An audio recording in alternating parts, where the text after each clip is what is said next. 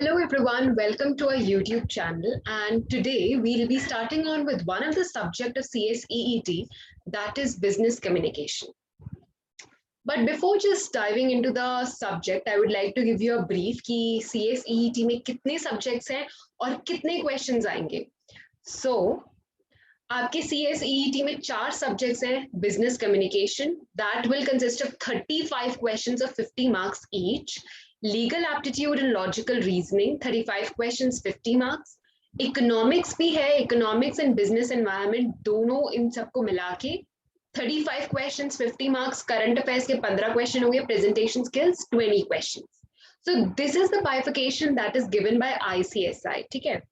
तो आज हम स्टार्ट करने वाले हैं एक सब्जेक्ट से, दैट इज बिजनेस कम्युनिकेशन. तो अब जब ये हमारा सब्जेक्ट है, इसमें हम कैसे पढ़ेंगे? Let us discuss our approach first. So इसमें हमारे पास, हम इस सब्जेक्ट को 2 पार्ट्स में डिवाइड करेंगे. फर्स्ट इज हमारा लैंग्वेज पोर्शन और दूसरा है हमारा बिजनेस कम्युनिकेशन पार्ट. अब लैंग्वेज पोर्शन में क्या क्या आएगा? हमारा लैंग्वेज पोर्शन में हमारे 3 चैप्टर्स हैं, that is English grammar and its usage, enriching vocabulary and comprehension and unseen passage. तो ये हमारे 3 चैप्टर हो गए लैंग्वेज में. अब आती है बिजनेस कम्युनिकेशन. इसमें हमारे कितने होंगे चैप्टर्स? 5. टोटल हमारे पास इस सब्जेक्ट में हमें पढ़ने हैं 8 चैप्टर्स. ठीक. अब ये 5 हमारे पास कौन से हैं? सबसे पहला है हमारा concepts of business, concepts of business communication, फिर है लिसनिंग स्किल्स, बिजनेस कॉरेस्पॉन्डेंस, ई कॉरेस्पॉन्डेंस और बिजनेस टर्मिनोलॉजीज. सो आज हम स्टार्ट करने वाले हैं कंसेप्ट्स ऑफ बिजनेस कम्युनिकेशन से. तो आज की क्लास में हमें क्या क्या पढ़ना है, एक बार लिखना है तो लिख लो. आज की क्लास में हम पढ़ेंगे, आज हम स्टार्ट कर रहे हैं कंसेप्ट्स ऑफ बिजनेस कम्युनिकेशन. और in today's class we will try to understand the basics of what is actually communication is, importance क्या है कम्युनिकेशन की, फीचर्स क्या है, कम्युनिकेशन प्रोसेस क्या होगा, और लास्टली हम ये भी पढ़ेंगे कि बिजनेस कम्युनिकेशन क्या है. हमारा यही तो हमारा सब्जेक्ट है. तो फिर हम क्लास के एंड में समझने की कोशिश करेंगे कि इस वर्ड का क्या मीनिंग है. अपार्ट फ्रॉम दैट, अगर हमारे पास टाइम बचता है, we also cover up principles of effective communication. So आज की क्लास में हम ये 6 टॉपिक्स कंप्लीट करने की कोशिश करेंगे. क्लियर? तो पहले हम आ जाते हैं, वील अंडरस्टैंड कि कम्युनिकेशन क्या है. So the word communication has been derived from the word communicate. और कम्युनिकेट वर्ड कहां से डिराइव हुआ है? It has been derive from a Latin language which means to share. ये लैटिन वर्ड कौन सा था? Communis, COMMUNIS. ठीक. अब हमारा MCQ बेस पेपर है, तो हमें बहुत छोटी छोटी चीजें ध्यान में रखनी चाहिए कि कम्युनिस्ट में डबल M आएगा या सिंगल M आएगा, because it can create confusion in paper, और उस हिसाब से हमें बहुत कंफ्यूजिंग ऑप्शंस भी दिए होते हैं.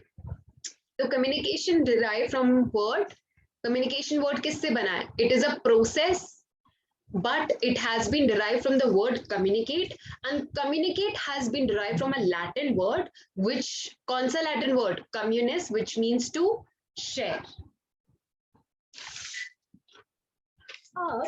कम्युनिकेशन क्या होता है ये तो हमें पता लग गया कि कम्युनिकेशन वर्ड जो है वो क्या, एक्चुअल उसका मीनिंग क्या होगा. It will mean to share. But जिस भी वर्ड के आगे हम TION या शन लगा देते हैं, it becomes a process. So how communication is becoming a process? So communication क्या होता है? Communication is basically a process, क्योंकि इसमें शन लग रहा है ना, TION, is a process of exchange of information. किस तरीके की इंफॉर्मेशन? ये इंफॉर्मेशन किसी भी तरीके की हो सकती है. It can be facts, it can be your opinions, it can be your view points, it can be your gestures, anything. आप जो भी शेयर करोगे, it becomes a communication process. ठीक. फिर आता है कि कम्युनिकेशन कितने लोगों में शेयर होती है. Any guesses? कमेंट सेक्शन में कमेंट करके बताओ मुझे. At least we require 2 parties. कौन कौन सी दो पार्टीज, एक रिसीवर और एक सेंडर। यहाँ पे मैं क्या हूं, यहाँ पे I am playing the role of a sender and you are playing a role of a receiver. तो कम्युनिकेशन क्या होता है, it is a process through which exchange of information, ideas, opinions, behaviour, facts, figures, everything takes place. और ये कितने लोगों में होता है, एटलीस्ट दो लोग या दो पार्टीज तो होनी चाहिए, एक सेंडर और दूसरा रिसीवर। अब ये क्वेश्चन अराइज होता है कि what is a goal of communication, why do I communicate, why there is a need to communicate between people.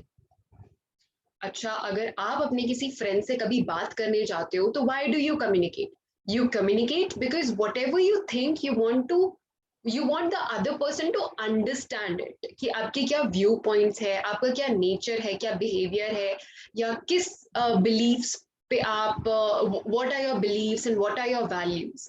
So the goal of communication is to understand the message as it is planned या फिर intended। किसने plan किया होगा ये, sender ने। तो क्या गोल होता है, एक कम्युनिकेशन प्रोसेस में सेंडर का, लाइक मेरा इस कम्युनिकेशन प्रोसेस में ये गोल रहेगा that you are able to understand my message as I have planned in my head.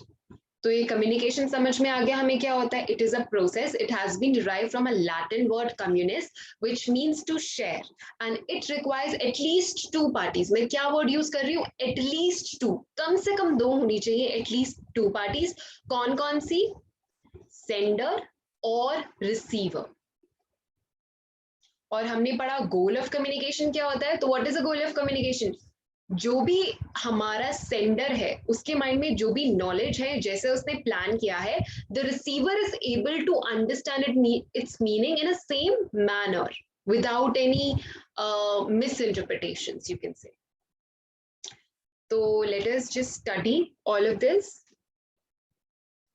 तो ये हमने पढ़ लिया, the word communicate has been derived from a Latin word communis which means to share. और communication क्या होता है, it is a process. मैंने बताया ना, जिसके भी आगे TION लग जाता है इट बिकम्स अ प्रोसेस। तो communication is a process of by which we exchange information between individuals through a common system of sign, symbol, behavior. अब through a common system मतलब सपोज करो कि we have a common language, a common base, a common system. कैसा, क्योंकि मैं हिंदी और English दोनों में बोल रही हूँ, so that is my base, that is my language, that is the medium that I'm choosing to explain you. So similarly we also communicate through symbols, like thumbs up means in some languages it means okay, well done, just go on, and this is a symbol of peace. और similarly हम ऐसे symbols अपने behavioural pattern, जैसे कि अगर मैं गुस्से वाला फेस बनाऊं, so that is a behavioural pattern. तो similarly by all these things you communicate. अब आता है, it is an expression of facts, opinion, ideas और फीलिंग्स। अब हम पढ़ेंगे कि चार लोगों ने कम्युनिकेशन को डिफरेंट डिफरेंट वे से एक्सप्लेन करने की कोशिश की है। और ये चार लोग कौन है, सबसे पहला हडसन।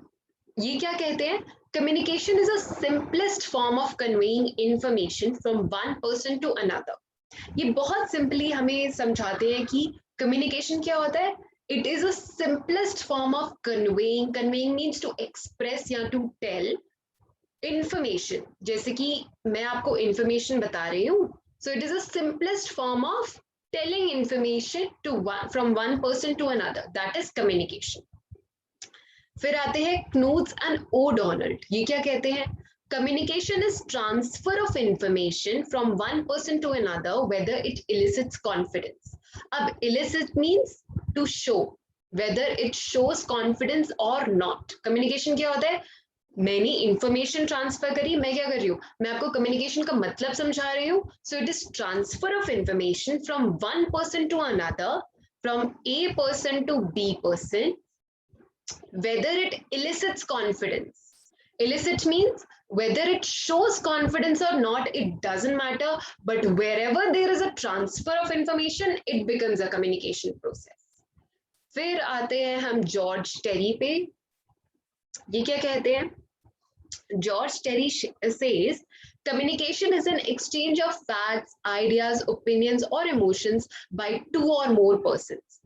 तो ये क्या कहते हैं कि कोई भी तरीके का फैक्ट आप शेयर कर रहे हो, कोई तरीके का आइडिया, ओपिनियन है आपकी किसी टॉपिक पे रिलेटेड, लाइक कोविड में आपकी कोई ओपिनियंस है, if you are sharing opinions, if you are sharing emotions, that is also communication. तो जॉर्ज टेरी ने 4 टर्म्स में हमें कम्युनिकेशन डिफाइन, हमको समझाने की कोशिश किया. सबसे पहले, अगर आप किसी भी तरीके का फैक्ट एक्सचेंज करते हो या फिर आइडिया है कि अच्छा ठीक है ये मेरा बिजनेस प्लान है, any idea that you are exchanging, any kind of opinion that you are exchanging, or lastly any kind of emotion you are exchanging, this all exchange becomes a communication process. Lastly हमें definition दी है Elon Louis ने. इन्होंने और broadly categorise करने की कोशिश की. जैसे जैसे हम लोगों की डेफिनेशंस पढ़ रहे हैं, हम देख रहे हैं कि इन लोगों ने नए नए वर्ड्स ऐड किए हैं to elaborate, to make us understand these definitions, this word more openly, like with a wider horizon. Clear? तो एलन लुइस क्या कहते हैं? Communication is a sum of all things. ये सारी चीजों का सम है. किन सारी चीजों का? What one person does when he wants to create understanding in the mind of another. Like whenever I am teaching you, whenever somebody teaches you, what all the person is doing. एक तो वो verbally बोल रहे हैं, second of all they are using hand gestures, या फिर उनके facial expressions change हो रहे हैं.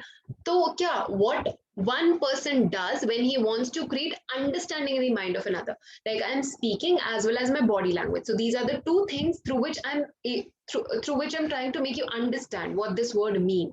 So all this is a process of, all this comes under the process of communication. आगे वो बोलते हैं, it is a bridge of meaning. It involves a systematic and continuous process of telling, listening and understanding. तो ये क्या बोलते हैं कि ये continuous process है. किसका? 3 चीजों का. क्या क्या करना पड़ता है हमें कम्युनिकेशन प्रोसेस में? एक तो मैं बता रही हूँ, मेरे को बताना, एक स्पीकर चाहिए, एक सेंडर चाहिए ना आपको. दूसरा एक लिसनर चाहिए. आप बोलते हो, सुनते हो और अंडरस्टैंड करते हो. Now there is a difference between listening and understanding. Understanding क्या होता है? When you interpret and imbibe everything, you try to get to the base of it, you try to get to the core of it in order to understand that. और listening क्या होता है? You're just physically present there and you are listening. Like biologically your ears are working, but actually you're not interpreting it. So there's a difference between listening and understanding. I hope this is also clear. फिर आते हैं communication is a two-way process. Two-way process कैसे? इसमें 2 parties involve होती है ना. क्या कर रही हूँ मैं यहाँ पे? मैं आपको यहाँ पे समझा रही हूँ and you are at the receiver's end आप समझने की कोशिश कर रहे हो. So it is a two-way process. लेना और देना. There must be at least 2 persons to allow the communication, to allow the completion of the process. क्या बोल रहे हैं? At least कितने लोग होने चाहिए? 2 people. One takes up the role of a sender, the other that of a receiver. तो एक का रोल होता है of a sender, like here I am playing a role of a sender and you are playing the role of a receiver.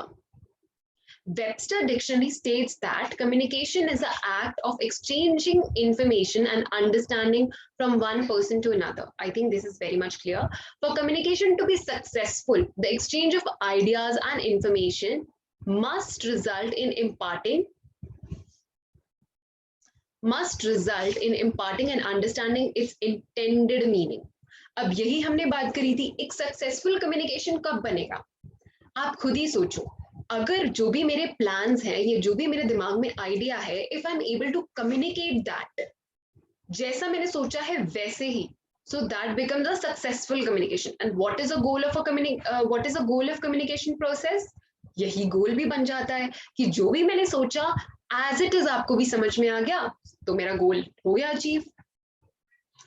Its purpose is to effect desired changes in the behavior of the receiver of the message. और second of all, कुछ चीजें हम ऐसी बताते हैं, like आप motivational videos देखते हो, तो what is a goal of you watching them? आपका क्या गोल होता है? क्यों देखते हो आप वो motivational videos? आप वो मोटिवेशनल वीडियो इसलिए देखते हो so that you get into action. तो सिमिलरली सक्सेसफुल कम्युनिकेशन कब बनेगा? When you actually act like that. जो भी आपको सेंडर कह रहा है वैसे रिसीवर एक्ट कर ले तो हो गया हमारा successful communication. Its goal is to have the receiver understand the message as it was intended। मतलब गोल क्या है कि जैसा मैंने मेरी इंटेंशन थी मैसेज कन्वे करने की वैसी ही आपको हो गई। Done. Whether we communicate through writing or speaking, language continues to play an important role. Now, how language plays an important role? Supposedly, अगर मेरे audience महाराष्ट्र से हैं, and if I talk in Punjabi, so will they be able to understand? So language does play an important role. ये आ सकता है MCQ में। फिर है increased use of telephone, mobile recording devices such as dictaphone, answering machines, live broadcasting and telecasting and video conferencing nowadays shifted the focus from writing to speaking। अब ये सारी चीजों के यूज की वजह से, कौन सी सारी चीजें, जो भी सारी चीजें यहाँ पे मेंशन है, इन सब चीजों के यूज की वजह से क्या हो गया है, हम रिटन कम्युनिकेशन की जगह किसे ज्यादा प्रेफर कर रहे हैं? ओरल कम्युनिकेशन को, स्पीकिंग को। फिर आते हैं इम्पोर्टेंस पे। So these are the few points.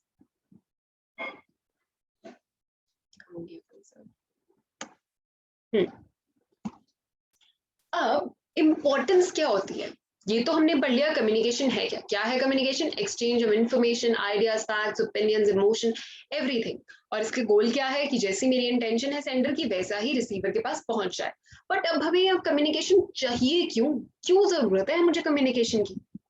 और कम्युनिकेशन की जरूरत हम किस एरिना में पढ़ेंगे? हम क्या पढ़ रहे हैं? Business communication. तो इम्पोर्टेंस पे हम बिजनेस वर्ल्ड के एरिना में पढ़ेंगे क्या होती है कम्युनिकेशन। फर्स्टली ये बोलते हैं इंक्रीज इन साइज। अब आपको अगर एग्जाम्पल्स लिखने हैं तो आप अपनी नोटबुक में लिख सकते हैं ताकि आपको याद रहे, पॉइंट्स क्लिक हो जाएं फटाफट। Increase in the size. अब सपोज करो मेरी एक ऑर्गेनाइजेशन है, उसमें पहले मेरे पास 15 एम्प्लॉय थे, अब मेरे पास 500 एम्प्लॉय बढ़ गए हैं। 500 एम्प्लॉय भी बढ़ गए हैं। Second of all number of employees में मेरे इंक्रीज आया ना। या फिर दूसरी सिचुएशन क्या हो सकती है, मैं कंट्री ए में ऑपरेट कर रही थी, अब मेरी एक और ब्रांच कंट्री बी में ऑपरेट कर रही है। तो अगर दोनों ब्रांचेस में चाहिए ना कि मेरी सेट ऑफ वैल्यूज, मेरे सेट ऑफ रूल्स, पॉलिसीज सब एक जैसे फॉलो हो, और हर एक लेवल पे भी ऑर्गेनाइजेशन में कम्युनिकेट करना कितना जरूरी होता है कि सपोज करो टॉप लेवल ने ये पॉलिसी बनाई तो मिडिल लेवल को लोअर लेवल से पॉलिसी फॉलो करानी है, तो क्या होगा? कम्युनिकेशन की जरूरत पड़ेगी। कम्युनिकेशन के थ्रू ही तो हम समझा पाएंगे कि there is a change in policy. So definitely if अगर मेरा ऑर्गेनाइजेशन का साइज बढ़ रहा है तो तब मुझे इफेक्टिव कम्युनिकेशन की बहुत जरूरत होगी बिजनेस में। ठीक। सेकंड आता है ग्रोइंग स्पेशलाइजेशन। अब ये क्या होता है, इसके लिए मैं एग्जांपल लेती हूँ। सपोज करो मुझे सोप्स का मेरा बिजनेस है, मैं सोप्स बनाती हूँ। अब सोप्स बनाने में मैंने क्या किया, डिफरेंट डिफरेंट डिपार्टमेंट्स बना दिए। कैसे डिपार्टमेंट्स बना दिए? एक सेल्स डिपार्टमेंट बना दिया, एक प्रोडक्शन डिपार्टमेंट बना दिया, फिर मैंने एक एडवर्टाइजिंग का डिपार्टमेंट बना दिया, फिर मैंने कस्टमर ग्रीवियंसेस का कोई डिपार्टमेंट बना दिया। तो अब मैंने क्या किया, चारों डिपार्टमेंट बना दिए। मैंने अपनी ऑर्गेनाइजेशन को, मैंने अपने बिजनेस को नैरो डिविजन्स में ब्रेक कर दिया। नैरो डिविजन्स कैसे? सेल्स डिपार्टमेंट बना के, प्रोडक्शन डिपार्टमेंट बना के, एडवर्टाइजिंग, और ये 4 डिपार्टमेंट क्रिएट करके। इससे ज्यादा डिपार्टमेंट्स होते हैं but for as of now I am taking an example कि यही 4 है मेरी ऑर्गेनाइजेशन में। तो ये सारे डिपार्टमेंट्स क्या करते हैं? ये सारे डिपार्टमेंट्स अपने अपने काम में बहुत एक्सेल करते हैं और बहुत अच्छे से परफॉर्म करते हैं। बट एक ऑर्गेनाइजेशन डिपार्टमेंट से तो नहीं चलती। हमें सारे डिपार्टमेंट्स को क्लब करके अपने ऑर्गेनाइजेशन का जो मेन ऑब्जेक्टिव है उसकी तरफ बढ़ना है, राइट? तो हम क्या करेंगे, इन डिपार्टमेंट्स में भी कम्युनिकेशन होना बहुत जरूरी है। सपोज मेरे पास सेल्स डिपार्टमेंट को ऑर्डर आया कि आपको 500 यूनिट सप्लाई करनी है सोप की। तो अब ये सेल्स डिपार्टमेंट क्या करेगा, प्रोडक्शन डिपार्टमेंट से पूछेगा कि इतना हमारे पास रॉ मटेरियल अवेलेबल है, इतने हमारे पास केमिकल्स या फिर जो जो भी कंपोनेंट सोप बनाने की मैन्युफैक्चर में डलते हैं, क्या 500 यूनिट्स जितना हो जाएगा हमारे पास पॉसिबल? ये तो ये तो प्रोडक्शन डिपार्टमेंट से पूछना पड़ेगा. सो दैट इज वाई जब हम specialisation, growing specialisation means different different departments की स्पेशलाइजेशन ही तो है, स्पेशलाइज्ड है ना ये अपने काम में. तो जैसे जैसे हमारी नैरो नैरो डिविजन्स बनती जाती हैं एक ऑर्गेनाइजेशन में, वैसे ही हमें विद इन द डिपार्टमेंट उन नैरो डिविजन्स में इफेक्टिव कम्युनिकेशन की बहुत जरूरत पड़ती है. फिर आता है कट थ्रोट कॉम्पिटिशन. अब हमने स्कूल में पढ़ा था कि जब भी लिबरलाइजेशन या प्राइवेटाइजेशन की हमारी पॉलिसीज आई थी, कब कौन सी ईयर में आई थी? 1991 में हमारी लिबरलाइजेशन, ग्लोबलाइजेशन और प्राइवेटाइजेशन की पॉलिसीज आई थी. अब हमने ये पॉलिसीज क्यों क्यों लाए थे हम ये पॉलिसी लिबरलाइजेशन की? इसका मोटिव ये था कि हमारे यहाँ पे कंपटीशन बढ़े. कंपटीशन बढ़ेगा तो क्या होएगा? लिबरलाइज, हमने अपनी इकोनॉमी को और ओपन कर दिया वर्ल्ड के लिए. फिर उससे क्या हुआ? बहुत ज्यादा लोग आए, बाहर से लोग आए, उन्होंने कंपटीशन इंक्रीज किया. एज अ रिजल्ट जो भी हमारे एंड कस्टमर्स थे उन्हें बेनिफिट हुआ, राइट? तो जैसे ही हमारा ये कंपटीशन बढ़ा तो उससे क्या अराइज हुआ? Persuasive communication. अब परसुएसिव कम्युनिकेशन क्या होता है पहले ही समझ लेते कि परसुएसिव कम्युनिकेशन कैसे करते हैं. परसुएसिव कम्युनिकेशन मतलब किसी को परसुए करना, किसी को मनाना to by my product. And how do I do that? I do it by advertising. मैं एडवर्टाइजमेंट्स करती हूँ, मैं पब्लिसिटी करती हूँ अपनी, और मैं क्या करती हूँ? वर्ड ऑफ माउथ है मेरा. मैं लोगों को मुंह से बुलवाती हूँ, हाउस टू हाउस सर्विसेज देती हूँ, अपने प्रोडक्ट के बारे में बताती हूँ. तो ऐसे मैंने अपनी पब्लिसिटी करनी शुरू कर दी. So that is persuasive communication. ठीक है. तो जैसे ही हमारा कट थ्रोट कंपटीशन बढ़ा तो परसुएसिव कम्युनिकेशन क्या, बहुत ज्यादा ये नीड अराइज हुई कि कस्टमर्स को मेरे प्रोडक्ट के बारे में पता लगे. और पता कैसे चलेगा? अब सपोज करो जैसे किसान टोमेटो केचप की सॉस की एड आती थी, तो हर एक कोई उसके साथ लगा के खा रहा है. तो दिस इज अ कम्युनिकेशन. कैसा? विजुअल कम्युनिकेशन, जो कि हमारे दिमाग में बैठ जाता है. ऐसे पियर्स की एड आती है, सोप्स की आती है, डव की आती है. तो what are they trying to do? They are trying to create a demand. Firstly they are communicating about their product and then they tell you why to purchase it. So that is, they are persuading you to purchase our product. I think this is also clear. फिर आता है trade union movement. अब trade union क्या होती है? These are the voluntary organization. और ये क्या करते हैं? एक यूनियन लीडर होता है इनका. इसका यूनियन लीडर का मेन मोटिव होता है कि जो भी मेरे वर्कर्स या एम्प्लॉयज एक ऑर्गेनाइजेशन में काम कर रहे हैं उनका इंटरेस्ट प्रोटेक्ट करना. सपोज करो एक वर्कर ने ओवर टाइम किया, तो क्या होगा? Union leader, trade union will make sure कि जो भी इसने ओवर टाइम किया है उसका इसे पे किया जाए. तो यूनियन लीडर और मैनेजमेंट के बीच में भी स्ट्रॉन्ग और इफेक्टिव कम्युनिकेशन होना बहुत जरूरी है. फिर आता है ह्यूमन रिलेशनशिप्स. ये तो हमें पता ही है, मैनेजमेंट और एम्प्लॉयज के बीच में भी इफेक्टिव कम्युनिकेशन होना चाहिए. अगर मैनेजर अपनी बात ही कम्युनिकेट नहीं कर पा रहे एम्प्लॉय को कि कैसे करनी चाहिए, तो एम्प्लॉयज क्या उसे डिजायर्ड रिजल्ट्स देंगे? मिलेगा ही नहीं, क्योंकि कम्युनिकेट ही नहीं कर पाया वो अच्छे से. तो इसमें भी बहुत, ह्यूमन रिलेशनशिप्स में भी बहुत जरूरी है इफेक्टिवली कम्युनिकेट करना. अब आते हैं पब्लिक रिलेशन. एक बिजनेस जो होता है, it doesn't only communicate with, मतलब इंटरनली नहीं होता एक उसका कम्युनिकेशन. उसका कम्युनिकेशन एक्सटर्नल वर्ल्ड से भी होता है. What do you mean by external world? Suppose करो एक बिजनेस है, उसे बताना पड़ता है, गवर्नमेंट से कम्युनिकेट करना पड़ता है, डिस्ट्रीब्यूटर्स से कम्युनिकेट करना पड़ता है, सेलर्स से, कस्टमर्स से, या और टैक्स अथॉरिटीज हो गई. और सिमिलरली अगर सोसाइटी की वो इतनी सारी रिसोर्सेज यूज कर रहा है, तो ये बनता है ना कि उसे कम्युनिकेट करेगी how he is gonna compensate for that. So definitely एक बिजनेस को internally plus as well as external world से भी कम्युनिकेट करना पड़ता है. एक्सटर्नल वर्ल्ड में कौन आते हैं?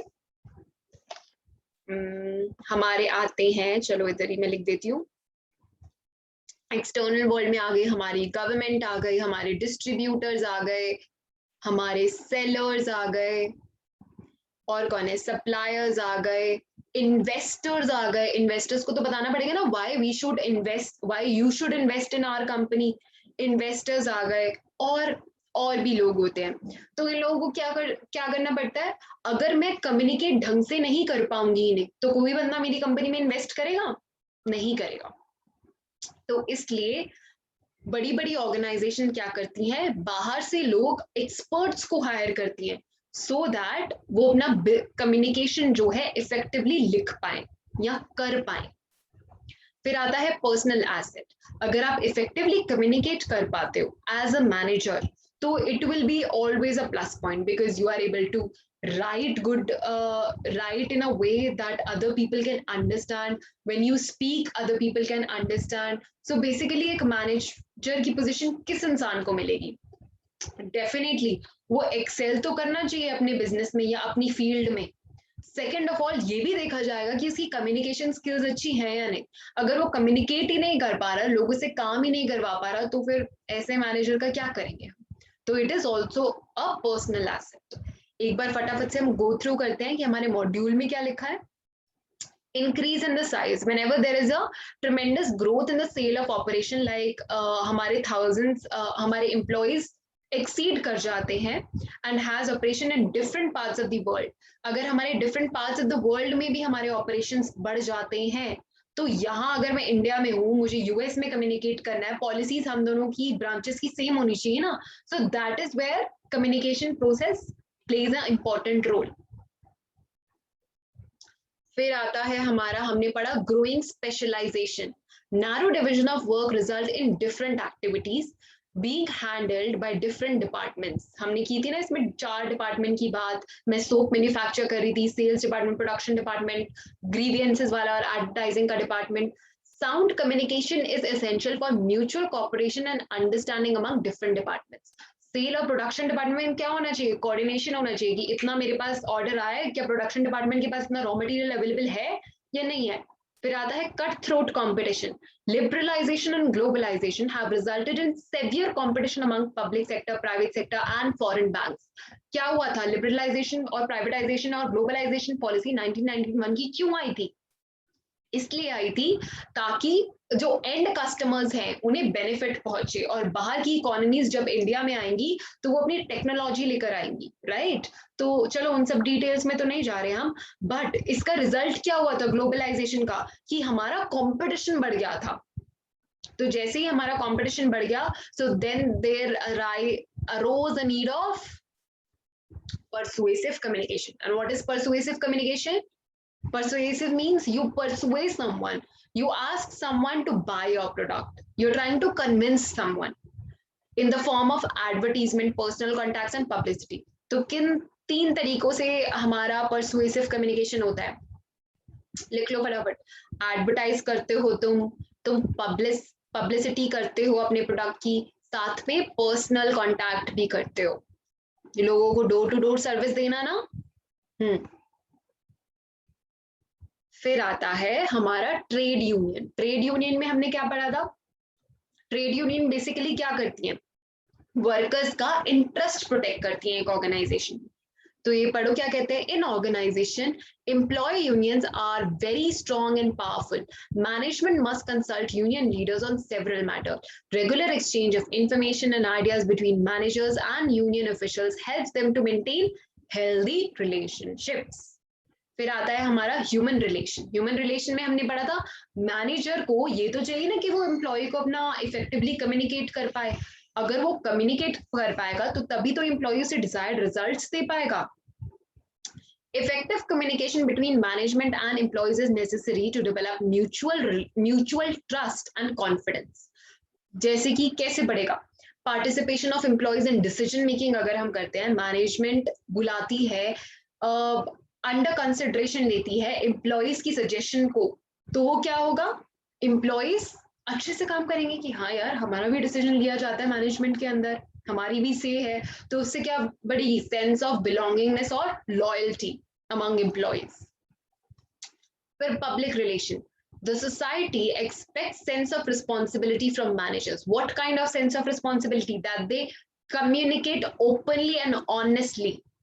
business has to keep the government, distributors, suppliers, investor, other sections of the society well informed. अब ऐसे ही हम पढ़ेंगे कि जो भी बिजनेस या ऑर्गेनाइजेशन सोसाइटी की रिसोर्सेज यूटिलाइज करता है, ये बहुत इंपॉर्टेंट है कि वो अपनी सारी ट्रू एंड फेयर डिस्क्लोजर्स दे दे। आगे जाके हम पढ़ेंगे कि कौन कौन से तरीके के डिस्क्लोजर्स देने होते हैं आगे एग्जीक्यूटिव या प्रोफेशनल लेवल पे, बट हमें वेल इन्फॉर्म्ड रखना होता है अपने एक्सटर्नल वर्ल्ड को भी। तो हाँ, किस चीज की इंफॉर्मेशन दोगे कि how you are contributing towards the society. So public relation helps business to improve its image in the society. अब जिस बिजनेस के बारे में आपको पता होगा कि हाउ इट इज कंट्रीब्यूटिंग, या ठीक है ये रिसोर्सेज यूटिलाइज करता है, how do people trust you? If you are honest to people, they will trust you. If a business is honest to people, definitely it will build up reputation in the market और उसकी public image बढ़ेगी। Public image बढ़ेगी, उसका product ज़्यादा बिकेगा। Simple सी बात। फिर आता है personal asset. How it is a personal asset? Communication skill is essential for success in every job. Manager are required to deliver speeches, write documents and conduct interviews. So definitely एक manager को तो चाहिए कि वो एक good communicator हो। तो ये हमने पढ़ी इसकी 7 क्या importance। ठीक, फिर अब हम आते हैं features पे। हमने ये समझ लिया कि कम्युनिकेशन होता क्या है, हमने ये समझ लिया कि हमें कम्युनिकेशन चाहिए क्यों इन द बिजनेस वर्ल्ड। अब हम पढ़ेंगे what are the features of communication. बड़े इजी हैं, फटाफट से करते हैं ये भी। फर्स्ट इज हमारा it is a two way process. Two way process कैसे? First you send the message, then you wait for the feedback. Feedback कैसे? सेंडिंग और receiving. It becomes a two-way process by sending and receiving. फिर आता है feedback. What is why do we need a feedback? सोचो जरा, comment करो नीचे फटाफट। Why do we need feedback? अब आप लोग भी तो फीडबैक दोगे अपना कमेंट सेक्शन में कि क्या क्या आपको अच्छा लगा, क्या आपको अच्छा नहीं लगा, क्यों देते हो आप फीडबैक? और फीडबैक एक स्पीकर के लिए क्यों यूजफुल होता है? एक स्पीकर, एक मैनेजर के लिए फीडबैक इसलिए इंपॉर्टेंट होता है ताकि वो समझ पाए कि एक्चुअली जो उसका इंटेंडेड मीनिंग था वो बच्चों को समझ में आया या नहीं, वो उसके एम्प्लॉयज को समझ में आया या नहीं। और अगर फीडबैक अच्छा होएगा तो क्या एक्शन अच्छे से होएगा? बिल्कुल। अगर आपको ये सारे कंसेप्ट अच्छे से समझ में आएंगे तो आप क्या पेपर में क्वेश्चन अटेम्प्ट कर पाओगे? बिल्कुल। ठीक, फिर आता है कॉन्टिन्यूस और on going process at all levels. Continuous कैसे? अब मैंने कम्युनिकेट किया, आपने मुझे फीडबैक दिया, फिर मैंने आपके फीडबैक को रिजॉल्व किया अगर उसमें आपका कोई क्वेश्चन था, तो वैसे क्या हो गया? It becomes a continuous process. फिर on going at all levels means different levels पर भी हमारा ये चलते रहता है। Top level, middle level, lower level, इन सबको भी कम्युनिकेट करना पड़ता है। That's why it is needed at all the levels. फिर आते हैं हम, it consist of facts, not only facts but ideas and emotions too. तो ये मैं लिख देती हूँ, कम्युनिकेशन में क्या क्या चाहिए होता है? फैक्ट्स चाहिए होते हैं, आइडियाज भी इसमें कंसिडर किए जाते हैं, प्लस इमोशंस भी होते हैं। तो अगर मैं एमसीक्यू में बोलूं कि communication consist only facts, is it true और फॉल्स? ओनली फैक्ट्स नहीं, इसमें आइडियाज और इमोशंस भी आते हैं। कैसे आइडियाज और इमोशंस आते हैं? देखो, मैंने आपको ये बोला कि 9% of the population, yeah, chalo, okay, fine. In USA, almost the rate of divorce is 52%. अब मैं ये बोलूँ, it is a fact. और मेरे ideas क्या हैं? That might not be true. People should be understanding. So these are my ideas to it. And what are emotions? Supposedly, अगर मैं आपको कुछ communicate करती हूँ and it leaves you with a positive attitude. So I mean, I am impacting your emotions, ना? तो ये भी सब कम्युनिकेशन में आ जाता है कि आपको इमोशन कैसा रहा, that also comes under communication process. That is one of the feature of communication process. Communication सिर्फ यही नहीं होता कि मैंने आपको फैक्ट्स एंड फिगर्स बता दिए, अपने आइडियाज बताना, अपने इमोशंस बताना, हमने और क्या पढ़ा था? हमने ओपिनियंस बताना। ठीक, फिर आता है it is a dynamic process. Why is communication a dynamic process?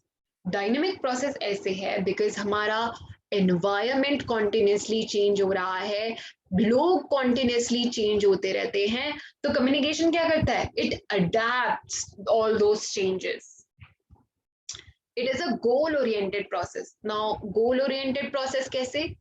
कि जो भी मेरा इंटेंडेड मीनिंग है वो मैं आपको समझा पाऊं, जो भी मेरा प्लान्ड मीनिंग है वो आपको समझ में आ जाए. सो that is goal of communication. और क्या आप ऐसे बिना गोल के किसी के साथ कम्युनिकेट करते हो? नहीं. जब भी एक जैसे कि मेरा यहाँ पे गोल है कि आपको ये समझ में आए, जब भी आप अपने फ्रेंड्स के साथ कम्युनिकेट करते हो, अपने पेरेंट्स के साथ कम्युनिकेट करते हो, तो there is a goal behind it. Communication आप ऐसे ही नहीं कर लेते हो, या किसी के साथ गप्पे भी मार रहे हो तो योर गोल इज टू, हाँ ठीक है, let's just while away some time, let's just kill some time.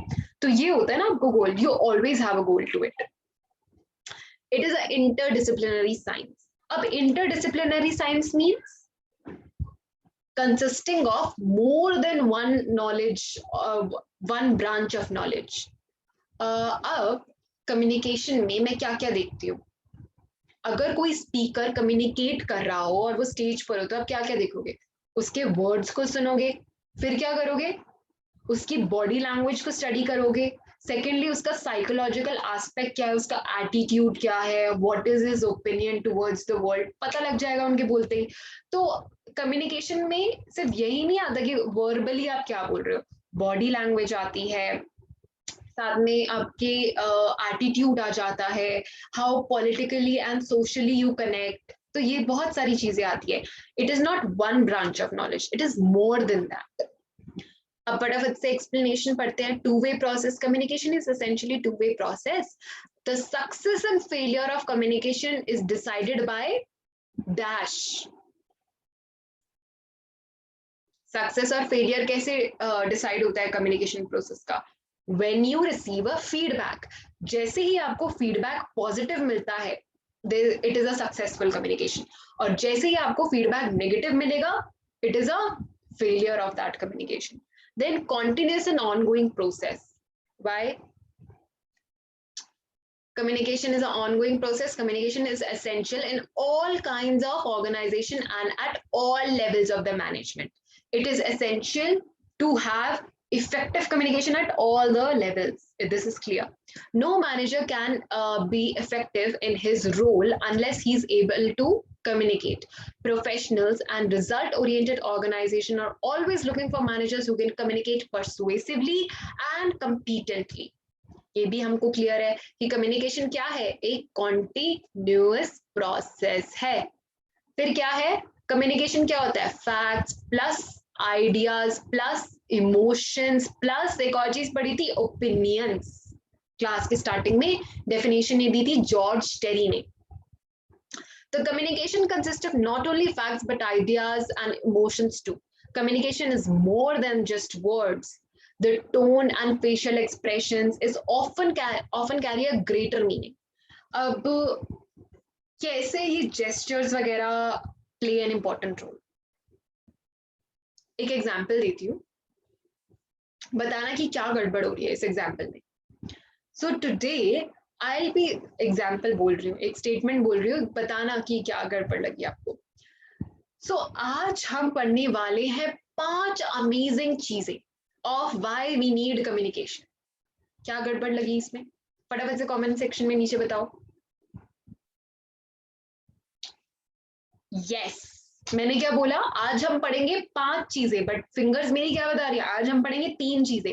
तो क्या मेरी वर्बल और नॉन वर्बल कॉन्ग्रुएंसी बनी या नहीं बनी? नहीं बनी. दूसरा एग्जाम्पल देती हूँ, ये वाला भी देखो. Today I will be sharing a really huge thing with you. Huge thing. तो अभी क्या हुआ? मैंने बोला कि I will be sharing a really huge thing. Huge thing इतनी होगी या इतनी होगी? तो सिमिलरली ये बहुत जरूरी है कि मेरे फेशियल एक्सप्रेशन और मेरे टोन्स और मेरे वर्ड्स की कॉन्ग्रुएंसी बन रही है या नहीं. ठीक है, तो ऐसे it plays an important role. फिर आता है dynamic process. Why is communication a dynamic process? Because हमारा environment continuously change हो रहा है, हमारा participants, हमारे employees continuously change हो रहे हैं, and with the change in the environment, it is definitely to adopt that change. It is really important to adopt all those changes. फिर आता है communication is a dynamic process. It incorporates the changing shape of participants and environment. Goal-oriented process. Communication is a goal-oriented process. Communication can be effective if both sender and the receiver are aware of the goal of the communication and there is congruency in their goals. अब यहाँ पे आपका goal क्या है? To understand this chapter. मेरा गोल क्या है? To make you understand this chapter. तो हमारे गोल्स कॉन्ग्रुएंट होंगे तभी तो हमारा गोल अचीव हो पाएगा. To understand this chapter. आपका गोल क्या है? कि आप ये चैप्टर समझ लो. मेरा गोल क्या है? ताकि मैं आपको ये चैप्टर समझा दूं. तो हमारे गोल्स में कॉन्ग्रुएंसी आ रही है ना. सो इसी कॉन्ग्रुएंसी की बात कर रहे हैं. कोई भी अगर एक सेंडर और एक रिसीवर कम्युनिकेट करेगा, दोनों के गोल्स अगर कॉन्ग्रुएंट होंगे तो कम्युनिकेशन बहुत बढ़िया होगा. अब आता है लास्टली, आ सकता है ये आपके एमसीक्यू में कि whether communication is an interdisciplinary science और नॉट. ट्रू, से यस और नो या मे बी या नन ऑफ द अबव. तो yes, it is an interdisciplinary science. और कौन कौन सी साइंस के बारे में इन्होंने बता रखा है? Communication is an interdisciplinary science. What do you mean by this? Relating to more than one branch of knowledge. जैसे कि अब मैं आपको डाइवोर्स रेट के फैक्ट्स बता रही थी, राइट? सो मेरे को सिर्फ यही नहीं बताने, और आप क्या क्या चीजें नोटिस करोगे. Knowledge is derive from several sciences, is used in communication.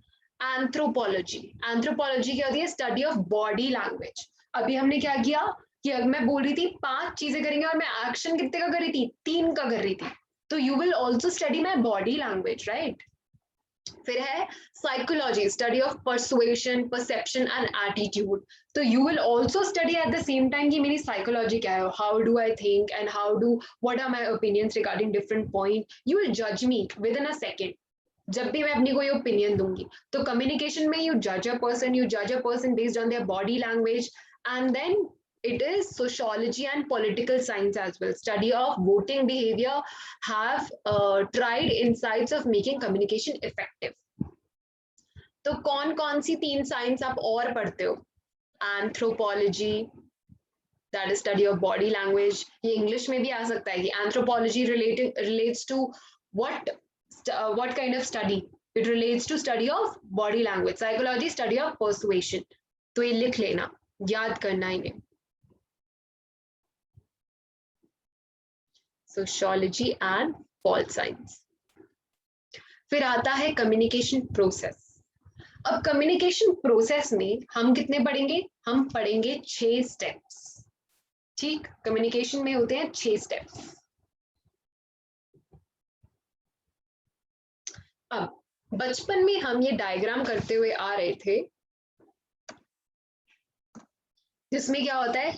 Sender होता है, सेंडर ने मैसेज भेजा, इसकी एनकोडिंग करी. एनकोडिंग मतलब एक कोडेड लैंग्वेज में उसे बनाना, एनक्रिप्ट करना. फिर क्या किया? एनकोडेड मैसेज को किसे भेजा? रिसीवर को भेजा. रिसीवर ने उसकी क्या करी? डीकोडिंग करी. डीकोडिंग कैसे करी? उसे रीडेबल या एनकोड कोडिंग, उसकी डीकोडिंग कर ली कि जो भी उसका कोडेड फॉर्म में था उसे हटा दिया कोडेड लैंग्वेज को, वो रीडेबल एंड नॉर्मल फॉर्म में दे दिया, उसकी डीकोडिंग कर ली. फिर क्या किया? मैसेज को फिर क्या किया? फिर अपना मैसेज बनाया और अपना फीडबैक दे दिया. Now this is the most important step. मैं बोल रही हूँ this is the most important step in the process of communication. Done. अब ये इतना सिंपल प्रोसेस नहीं है, इसमें हम 2-3 चीजें और ऐड करके पढ़ेंगे.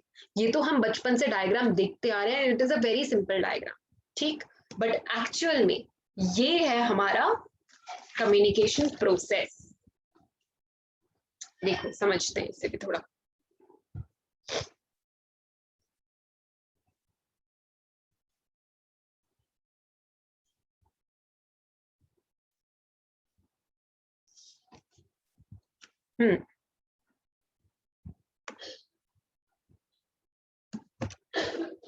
So firstly, the first step, if you want to write it in your registers, go ahead and write it.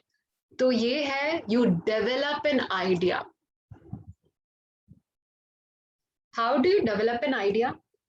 अगर आप किसी को कुछ कम्युनिकेट करना चाहते हो, पहले दिमाग में थॉट आता है ना कि yes I want to communicate this, so that is developing an idea. फिर दूसरा स्टेप होता है एनकोड का. एनकोड का मतलब आप उसे एक कोडेड लैंग्वेज में तैयार करते हो. आप अपना मैसेज रेडी करते हो, फिर उसको एक कोडेड लैंग्वेज में करते हो, इनक्रिप्ट करते हो, और साथ ही में आप डिसाइड कर लेते हो कि आपका मीन्स ऑफ ट्रांसमिशन क्या होगा, किस चैनल के थ्रू आप ये अपना मैसेज देना चाहते हो. चैनल माने बताती हूं मैं आगे. एनकोडिंग कर ली, फिर आता है ट्रांसमिट. ट्रांसमिट में you basically decide your channel. Channel कैसे? चैनल क्या हो सकता है? आपका स्पीड पोस्ट से भेजना है, ओरल कम्युनिकेशन करना है, रिटन कम्युनिकेशन करना है, आपको विजुअल मोड से भी अपनी प्रेजेंटेशन बनाकर देनी है. कैसे, किस मोड से आप ये ट्रांसमिट करना चाहते हो? स्पीड पोस्ट करना है, रजिस्टर्ड पोस्ट करना है, क्या करना है, या ईमेल कर देना है? यू डिसाइड योर मोड या फिर चैनल कौन सा है, उससे आप भेज देते हो अपना मैसेज. फिर आता है हमारा fourth step, that is receive. अब रिसीवर ने क्या किया? आपका ये मैसेज रिसीव कर लिया, और आपका क्या इंटेंशन होगा जब ये रिसीवर रिसीव कर लेता है? तो क्लियर रिसेप्शन होना चाहिए. क्लियर रिसेप्शन मतलब अगर मैं कोई ऐसे एक्सेंट में बोलूं जो कि आपको समझ में ना आए, तो क्या मेरे रिसीवर्स मेरा मैसेज समझ पाएंगे? सपोज मैंने ट्रांसमिशन का मेथड उठाया ओरल कम्युनिकेशन. अब मेरा एक्सेंट ही समझ में नहीं आ रहा बच्चों को, तो रिसीविंग ही मेरी क्लियर नहीं है, तो ऐसे कैसे चलेगा? तो जब मेरा रिसीव ही क्लियर नहीं हुआ, तो मेरी डी कोडिंग तो गलत होगी. डी कोडिंग गलत होगी तो मुझे फीडबैक भी रॉन्ग मिलेगा. तो सिमिलरली इसमें क्या होता है? Effective interpretation, storage and use of the message is done by the receiver. फिर आता है मेरा fifth step of D coding. D code करूंगी मैं मैसेज, मतलब अंडरस्टैंड करूंगी जो भी मेरे पास एनकोडेड फॉर्म में आया था, मैंने उसको डी कोड कर लिया. Now I will try to understand the message, and understanding can vary depending upon the perception of every individual. Every individual perceives differently. हर एक के आइडियाज, हर एक की प्रेजुडाइसेस, हर एक की assumptions बहुत अलग होती हैं. सिमिलरली आप जब सेंडर है, लाइक जो मैं हूं, मुझे ये देखना पड़ेगा एक मैसेज सेंड करने से पहले कि मेरे ऑडियंस क्या समझ पाएंगे इसे, या ये किसी गलत वे में ले लेंगे. तो सिमिलरली मैं क्या करूंगी? एज अ सेंडर अपने दिमाग में सोचूंगी कि क्या ये मेरा मेथड या क्या ये मेरा मैसेज कोई नेगेटिव इम्पैक्ट तो नहीं डाल देगा, या मेरे ऑडियंस को ये समझ में आएगा. अब अगर मैं ये डाइवोर्स रेट वाला एक सेकंड क्लास के बच्चे को बता रही हूँ एग्जाम्पल, या फैक्ट्स या फिगर, क्या उसे समझ में आएंगी? नहीं आएंगी. उसे पता ही नहीं है, उसे अच्छी सी स्टोरी समझ में आएगी. तो मेरे ऑडियंस की स्टडी होना बहुत मैटर करता है. मैं अपने ऑडियंस को स्टडी करूं बिफोर डिलीवरिंग माय मैसेज. फिर आता है मेरा last step, that is the most important step, is feedback. Feedback से मुझे क्या पता लगेगा? फीडबैक से मुझे पता लगेगा कि उन्होंने interpretation of the message correctly किया है या नहीं किया है, मेरे ऑडियंस को ये मैसेज समझ में आया है. तभी क्या होता है, लास्ट में स्पीकर्स अब आप देखो क्या करते हैं, वो Q&A सेशन रख देते हैं. ये आस्क मी क्वेश्चंस पूछेंगे तो क्या होगा, जहां जहां पे भी कोई भी ऑडियंस में किसी को वो डाउट होगा, they will ask me that question and I will clear it. तो और ज्यादा हमारा फ्री फ्लो ऑफ कम्युनिकेशन होगा, क्योंकि मुझे नहीं पता ना कि अगर मैं कोई स्टेटमेंट बोल रही हूँ वो आपको कितने अच्छे से समझ में आ रहा है. तो इसलिए फीडबैक बहुत इंपॉर्टेंट है. अब फटाफट से गो थ्रू करते हैं. First, you develop an idea. It is an idea or thought which the sender wishes to transmit. So definitely communication में first step क्या होता है? अगर आपको इससे गप्पे भी मारने तो you first decide ना कि आपका ये friend है, इससे आप कैसे गप्पे मारोगे. तो the sender wishes to transmit. You have an idea or a thought, like what do you want to talk about? This is a key step. unless there is a worthwhile message to communicate, all further steps are rendered useless. अगर आपके पास कोई useful message ही नहीं है अपने audience को देने के लिए तो आगे आपके ऑडियंस नहीं सुनेंगे. फिर आती है encode. In this, the idea is encoded with suitable words, charts, symbols for transmission. At this point, the sender determines the method of transmission. Encode करते हुए आपने एनकोडिंग कैसे की, आपको वर्ड्स में डाला, चार्ट सिंबल्स फॉर्म में यूज किया, ईमेल्स में चार्ट डाल दिए, पाई चार्ट डाल दिए ताकि रिप्रेजेंटेशन इजी हो जाए. और साथ ही में आपने क्या डिसाइड कर लिया, मेरा method of transmission. Transmission means ये सेंड करने का क्या रहेगा, मेथड, मोड. फिर आता है transmit. The finally developed message is transmitted by method chosen. Senders also choose certain channels and communicate with careful timings, but they try to keep their communication channel free from barriers. अब barriers कैसे हो सकते हैं, आगे हम noises में पढ़ेंगे what are the different kind of barriers. एक तो senders के end पे हो सकते हैं, एक receiver के end पे barriers हो सकते हैं, और दूसरा क्या हो सकता है, या कोई अलग ही barriers हो सकते हैं. ये barriers पे अभी मैं वापस से आऊंगी, so hold on your horses for a while. फिर आता है receive. Clear reception of message is condition precedent to its effective interpretation. अब क्लियरली अगर मैं मैसेज रिसीव करती हूं,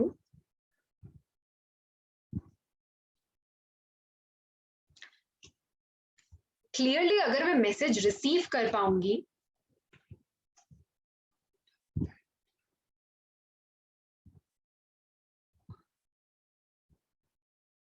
क्लियरली अगर मैं मैसेज रिसीव कर पाऊंगी, ये मेरी प्राइमरी कंडीशन है मैसेज को इंटरप्रेट करने की. अगर मुझे कोई क्लियरली चीज ही समझ में नहीं आई तो क्या फायदा आगे बढ़ने का, right?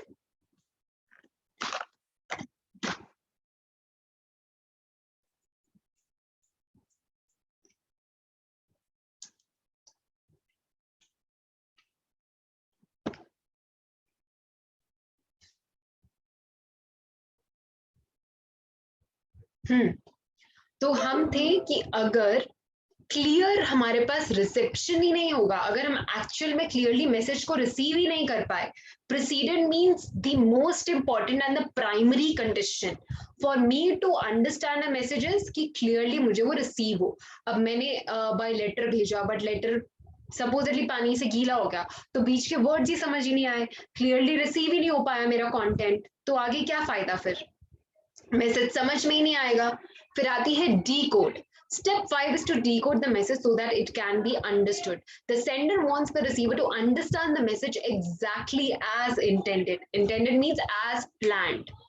But due to different perceptions of two different people, the receiver sometimes does not understand exactly what the sender intends. अब कभी-कभी this can act as a barrier. How?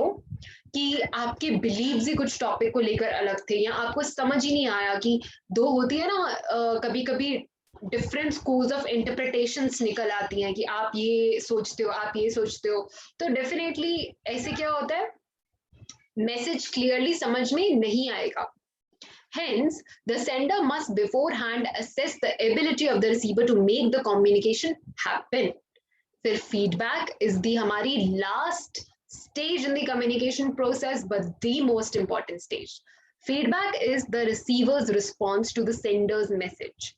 Feedback enables the sender to know whether or not his message has been received and interpreted correctly. तो feedback से मुझे क्या मालूम पड़ेगा, whether my message is received as well as interpreted correctly. समझ में आ गया वो अच्छे से?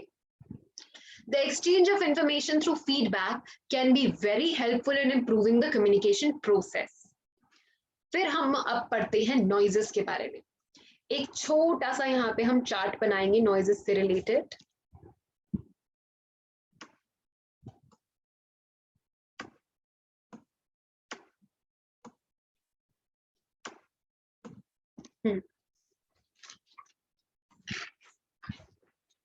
हेडिंग डालो noises. अब noise होती क्या है? Noise is basically distractions in the communication process.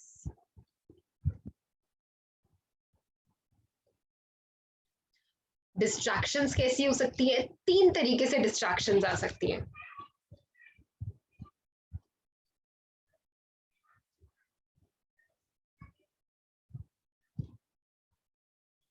Sanders and पर आ सकती हैं, रिसीवर्स एंड पर आ सकती हैं, और कुछ अदर्स ऐसे भी हम डिस्कस कर लेंगे। तो हमें समझ में आया कि नॉइजेस मीन्स बैरियर्स में बोलूं तो फ्री, हमने ऊपर किया था ना, free from barriers, transmission should be free from barriers. What kind of barriers I am talking about, तो वो इधर डिस्कस कर रहे हैं। Sender's attitude. अब लोगों क्या होता है, यू गेट दैट फीलिंग कि किसके साथ आपको अच्छी फीलिंग आ रही है, किसका अच्छा एटीट्यूड लग रहा है, किसका अच्छा नहीं लग रहा है। तो क्या होता है कि अगर सेंडर का एटीट्यूड ही नहीं अच्छा लग रहा आपको, तो वही एक सबसे बड़ा बैरियर हो जाएगा। You will fold your arms and then you will see, नहीं इसकी तो बात ही नहीं सुननी मुझे, ऐसा होता है ना। So this is sender's attitude. फिर आता है सेंडर की प्रिजुडाइसिस। प्रिजुडाइसिस मीन्स उनके बिलीव्स, उनकी जजमेंट्स वो आपसे नहीं मैच करती। सपोजिटली आपके उस टॉपिक पे कुछ व्यूज अलग हैं, किसी और के सेंडर के व्यूज अलग है, तो आपका जब वही ग्राउंड लेवल मैच नहीं होता, तो फिर कॉन्ट्रडिक्शंस या फिर क्वेश्चंस दिमाग में बनने फटाफट से चालू हो जाते हैं और आगे की बात समझ ही नहीं आती। एक बैरियर, एक वॉल क्रिएट हो जाती है। तो ऐसे भी क्रिएट हो सकती है वो वॉल। फिर आते हैं हमारे एजम्पशंस। एजम्पशंस किसके? सेंडर ने कुछ अज्यूम कर लिया, वो आपके कल्चर से बैठता ही नहीं है, ऐसी एजम्पशंस ले ली, तो फिर वो बैरियर क्रिएट कर देगा। आगे आप सुन ही नहीं पाओगे, आप सुन भी रहे होगे तो आपको समझ नहीं आएगा, वो अंडरस्टैंडिंग एबिलिटी खत्म हो जाएगी and you will be listening to just the stuff. फिर आता है हमारा फ्रेम ऑफ माइंड। अब डेफिनेटली डिफरेंट लोगों का डिफरेंट फ्रेम ऑफ माइंड होता है, डिफरेंट कल्चर्स में पले बड़े होते हैं, तो that can also act as a barrier. फिर लास्ट में आता है हमारा रॉन्ग टोन। अब कुछ सेंडर्स की रॉन्ग टोन होती है। रॉन्ग टोन मीन्स बहुत एग्रेसिवली कि so this should be done and this should be done. वो ऐसे ऐसे बोलते हैं कि this should be done, but how the speaker should speak, you can do this, and अगर हम ये करेंगे, लेट द ऑडियंस अंडरस्टैंड कि ये एक्शन करने से होगा क्या। शुड भी तो सबको पता है, बट करते नहीं, कर नहीं पाते ना बच्चे। अब जैसे सबको पता है कि पेपर पे जब पेपर एंड टाइम पर आएगा तब नहीं पढ़ना चाहिए, पहले पढ़ना चाहिए, उससे रोज थोड़ा थोड़ा पढ़ना चाहिए। पता तो सबको सब कुछ होता है, बट करें कैसे, ये बताओ ना हमें। तो रॉन्ग टोन मीन्स कभी कभी आपकी गुस्से वाली टोन हो जाती है, तो that act as a barrier. Attitude act as a barrier, prejudices act as a barrier. आपके एजम्पशंस अलग है, आपका डिफरेंट कल्चर था, तो आपका फ्रेम ऑफ माइंड अलग बना। ठीक है, ये होते हैं आपके सेंडर के एंड पे बैरियर्स। फिर आते हैं रिसीवर्स एंड पे। रिसीवर का बैकग्राउंड ही अलग था। जैसे जहां आप कोई टॉक करने जा रहे हो, वहां के लोगों का बैकग्राउंड ही अलग है। फिर साथ में प्रिजुडाइसेस, उनके बिलीफ्स अलग हैं, their beliefs can act as a barrier, and their ability to understand.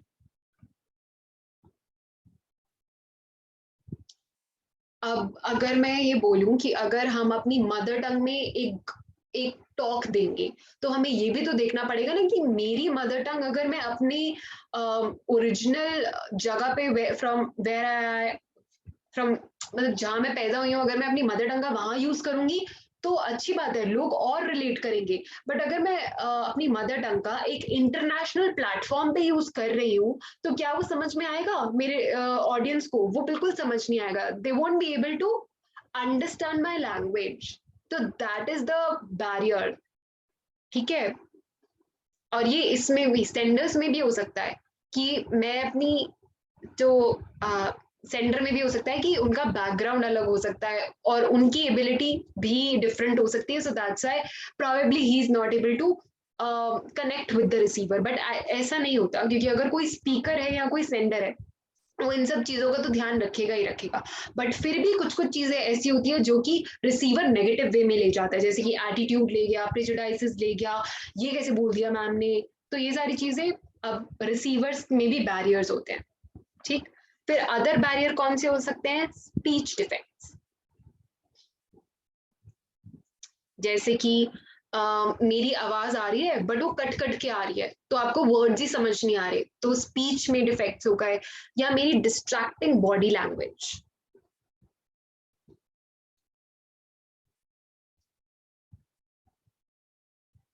Distracting body language कैसे? जैसे एक बार मुझे जज करनी थी कोई स्पीच, तो स्पीकर का रिएक्शन वाज बार बार ऐसे ऐसे ऐसे ऐसे थंबको करते रहना, या फिर कहीं बैठे हुए हो तो कुछ लोगों की आदत होती है कि वो अपने लेग को काफी ज्यादा हिलाते रहते हैं, तो दैट शोज इम्पेशंस। और ये करना, तो मतलब जब आप एक स्टेज पर होते हो, your complete body is visible, so make sure कि आपके कोई ऐसे जेस्चर्स ना हो, और आप अपनी बॉडी को कंट्रोल में रखो थोड़ा सा, ठीक है? नहीं तो लोग जज करते हैं। और जैसे कि अगर मैं बार बार अपने बालों से खेलती रहूंगी, so it will distract you people and it will not create a impact that it should create. That is distracting body language. फिर आता है मेरी illegible hand writing. Probably it is right now, but I'm trying to write it as clearly as possible. तो ये illegible handwriting भी हो सकती है, it can be a barrier. तो ये noises का चार्ट है, prepare this chart या pause करो और prepare कर लेना, we are moving forward.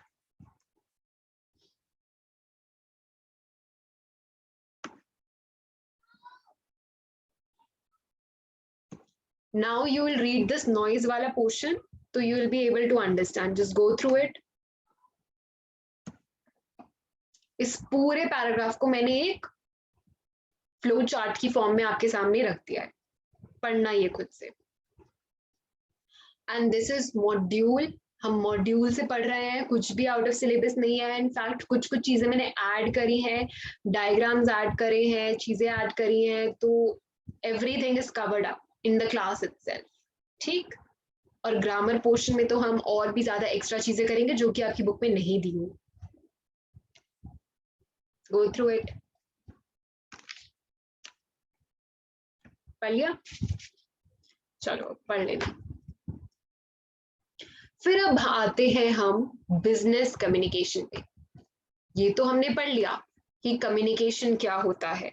अब आ जाओ बिजनेस कम्युनिकेशन क्या होता है। हमारा सब्जेक्ट क्या है? Business communication. हमने पढ़ा कम्युनिकेशन क्या होता है। कम्युनिकेशन क्या होता है? फटाफट से रिप्लाई करो, जिस जिस बच्चे को समझ में आया नीचे कमेंट करो फटाफट। कम्युनिकेशन होता है हमारा एक्सचेंज ऑफ इंफॉर्मेशन। अगर मैं लेमैन लैंग्वेज में बोलूं, एक्सचेंज ऑफ इंफॉर्मेशन। और बिजनेस क्या होता है? अब अगर हम इन दोनों को क्लब कर देंगे तो बन जाएगा हमारा business communication.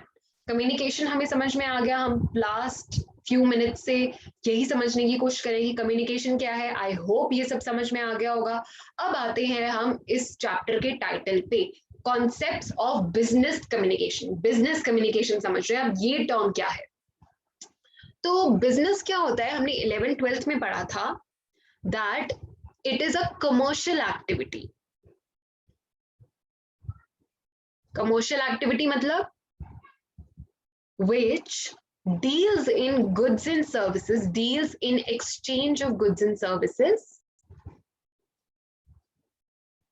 goods and services for, क्या होता है बिजनेस होने के लिए एक इंटेंशन मेरी सबसे जरूरी है, that is for a profit motive.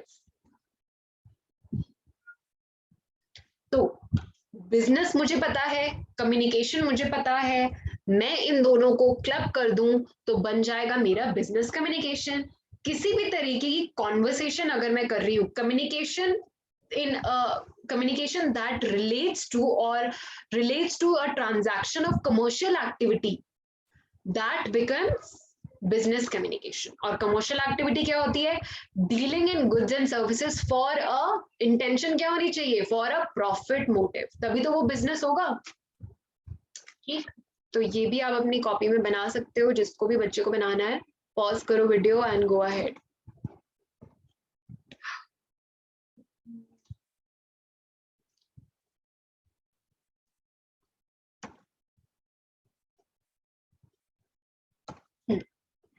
एक बार फटाफट से क्विकली रीड करते हैं कि क्या होती है business communication. When one communicates to transact commercial activity. Commercial activity मतलब कि आप कम्युनिकेट कर रहे हो किस चीज के लिए कम्युनिकेट कर रहे हो. To transact some commercial activity, किसी कमर्शियल एक्टिविटी के लिए कम्युनिकेट कर रहे हो. दैट इज, क्या होती है वो commercial activity? Providing goods and services with the intention of generating profits. और अगर थोड़ा सा खुद भी जोर की पढ़ोगे क्लास में, जैसे कि हम पढ़ रहे हैं, जैसे ऑल्दो हम क्लासेस में तो पढ़ते ही थे, तो दैट इज बिजनेस कम्युनिकेशन. अब ये भी देख लो, communication to transact commercial activity. Commercial activity मतलब providing goods and services with a motive of generating profit, that is called business communication. Business की टर्म क्लियर है, कम्युनिकेशन आपको समझ में आ गया, दोनों को अगर क्लब किया दैट बिकम्स बिजनेस कम्युनिकेशन. फिर आता है हमारा नीचे,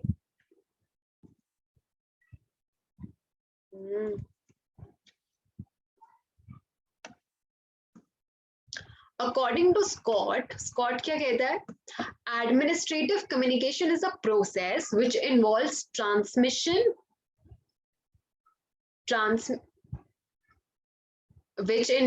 transmission and accurate replication of ideas ensured by a feedback. अब ये कहता है एडमिनिस्ट्रेटिव कम्युनिकेशन क्या होती है. एडमिनिस्ट्रेटिव कम्युनिकेशन क्या होती है? That involves transmission. Transmission means exchange and accurate replication of ideas. कि मैंने अपनी आइडियाज को आपको बताया, मैं मैनेजर हूं, आप एम्प्लॉय हो, तो मैंने अपने आइडियाज को आपको बताया, आपने उसके अकॉर्डिंग एक्ट किया, और जब आपने वो एक्ट किया या फिर मैंने आपको क्वेश्चन आंसर्स राउंड ले लिया कि अच्छा ठीक है मुझे इसका मतलब बताओ क्या था, हमने ये अभी सेमिनार अटेंड किया है, तो अगर आप मुझे वो फीडबैक पॉजिटिव दे पाते हो या एग्जैक्टली वैसे ही आंसर कर पाते हो, तो that becomes administrative communication. So communication is a process which involves transmission. Transmission means exchange, flow, and accurate replication of ideas. Replication of ideas कैसे इंश्योर करूंगी मैं? जब मुझे एग्जैक्ट सक्सेसफुल फीडबैक मिल जाएगा. मुझे फीडबैक मिल गया for the purpose of eliciting means drawing out action which will accomplish organizational goals. Clear?